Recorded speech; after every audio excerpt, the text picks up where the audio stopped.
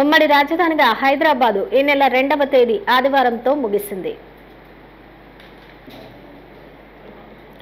రాష్ట్ర విభజన జరిగి 10 ఏళ్లు పూర్తయింది. 10 ఏళ్లకు మించకుండా ఉమ్మడి రాజధానిగా హైదరాబాద్ ఉండాలన్న గడువు నేటితో జూన్ 2వ తేదీ ముగిసింది. ఇంకా ఇప్పటి నుంచి హైదరాబాదు తెలంగాణకు మాత్రమే రాజధానిగా ఉంటుంది. 2014లో రాష్ట్ర విభజన జరిగి ఏపీ తెలంగాణ మధ్య ఆస్తుల పంపిణీ ఇంకా పూర్తి కాలేదు. విభజన హామీలో సైతం పూర్తిగా అమలు కాలేదు. పొట్టి శ్రీరాములు ప్రాణత్యాగం ఫలితంగా భాషా ప్రతిపాదకన 2 రాష్ట్రాలను కలిపి హైదరాబాదు రాజధానిగా ఏర్పాటైంది.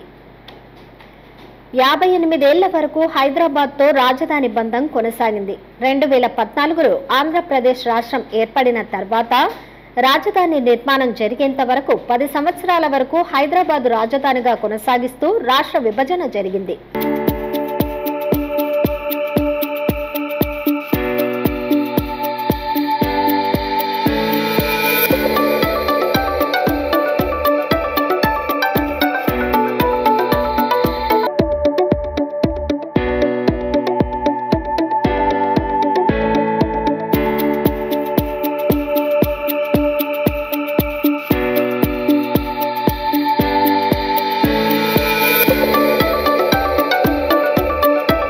రాష్ట్ర విభజన అనంతరం అధికారంలోకి వచ్చిన టీడీపీ ప్రభుత్వం అమరావతిని రాజధానిగా ప్రకటించి నిర్మాణం చేపట్టింది.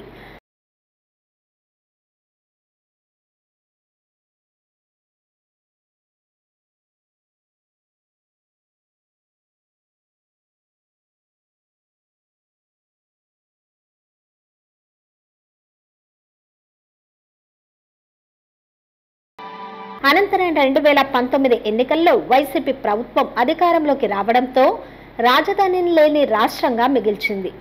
తెలంగాణ రాష్ట్రంలో 10 ఏళ్ల దశాబ్ది ఉత్సవాలు అంగరంగ వైభవంగా జరుపుకుంటున్నారు.